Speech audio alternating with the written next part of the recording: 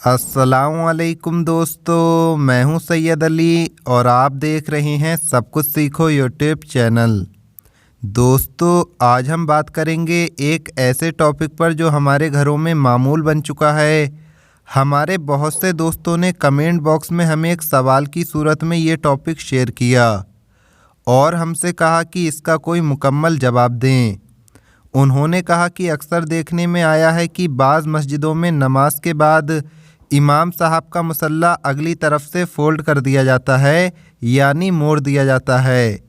और इसी तरह घरों में भी ये मामूल देखने में आता है कि नमाज के बाद मुसल्ले का अगला कोना मोड़ दिया जाता है। इसकी शरई हैसियत क्या है?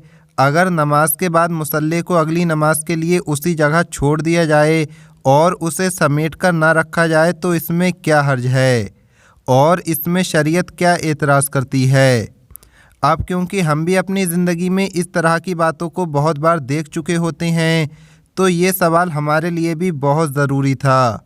इसलिए हमने इसके बारे में रिसर्च की और आपको बता दें कि इसका हम आपको मुफस्सल जवाब देने वाले हैं। लेकिन प्यारे दोस्तों, इससे पहले आपको मालूमात के समंदर में ले जाया जाए, आप हमारे चैनल को सब्सक्राइब करके बेल आइकन ज़रूर दबा दें। तो चलिए वीडियो शुरू करते हैं। प्यारे दोस्तों, ऐसी बहुत सी बातें हैं जो लोगों से होते होते हम तक पहुंची हैं, लेकिन उन बातों को इस्लाम में कोई अहमियत हासिल नहीं है, उनकी कोई असल नहीं है।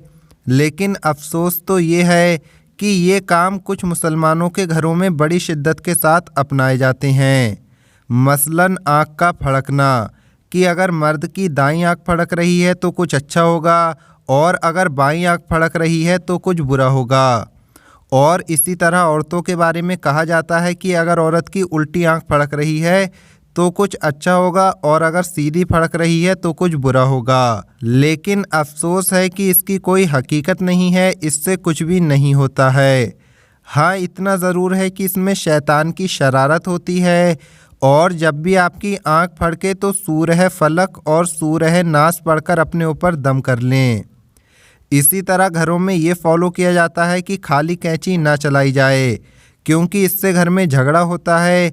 कुछ लोग ये मानते हैं कि खाली झूला ना झुलाया जाए, क्योंकि इससे घर में या तो बच्चा ही पैदा नहीं होता और अगर कोई बच्चा पैदा हो जाता है तो उस बच्चे को नुकसान पहुंचेगा।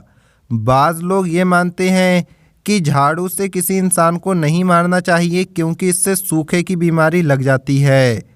लेकिन दोस्तों, हम आपको बता दें कि ऐसा कुछ भी नहीं है। हाँ, इतना ज़रूर है कि इस्लाम ने हमें अदब सिखाया है और ये काम फिजूल काम है, इसलिए खाली कैंची वगैरह ना चलाई जाए। क्यों हम फिजूल में अपना वक्त बर्बाद करें? अगर हम चला लेंगे तो इसमें कोई हर्ज भी नहीं होता है। दोस्तों, जब हमने अहले इल्म के आगे ये सवाल रखा कि अक्सर देखने में आया है कि लोग नमाज़ पढ़कर जब उठते हैं तो जा नमाज के कोने को मोड़ देते हैं, ऐसा क्यों किया जाता है? क्या इस तरह का कोई हुक्म मौजूद है? और अगर ऐसा ना किया जाए तो इसमें क्या हर्ज है? तो दोस्तों, उनका इस बात पर इत्तेफाक था कि जा नमाज के कोने को मोड़ना ना तो फ़र्ज़ है, ना वाजिब है, ना सुन्नत है और ना मुस्तहब है। दोस्तों, अक्सर लोग नमाज पढ़ने के बाद मुसल्ले का कोना ये सोचकर मोड़ देना ज़रूरी समझते हैं कि शैतान इस पर नमाज पढ़ लेगा। तो दोस्तों, ऐसी किसी बात का इस्लाम में कोई हवाला नहीं मिलता है।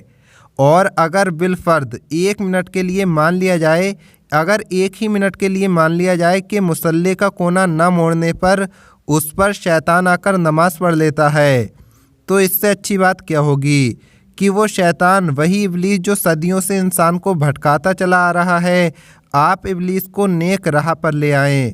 इससे बेहतर क्या बात हो सकती है? दोस्तों, ऐसा कुछ भी नहीं होता है। अगर मुसल्ले को ऐसा ही छोड़ दिया जाए कि हम आकर इस पर अगली नमाज पढ़ लेंगे तो इसमें कोई हर्ज नहीं है। आखिर में हम आपको बता दें कि अगर आपके इस अमल के पीछे, यानी नमाज पढ़कर जा नमाज के कोने को मोड़ने के पीछे ये सोच है कि जा नमाज का अदब होना चाहिए, मुसल्ले का अदब होना चाहिए, उसकी ताज़ीम होनी चाहिए, तो फिर आप ये कर सकते हैं कि पूरे मुसल्ले को तय करके किसी साफ जगह पर पाक साफ ऊंची जगह पर रख दें। अल्लाह से दुआ है कि अल्लाह पाक हमें और आपको नेक रास्ते पर चलने की तौफीक अता फरमाए। आमीन अल्लाहुम्मा आमीन।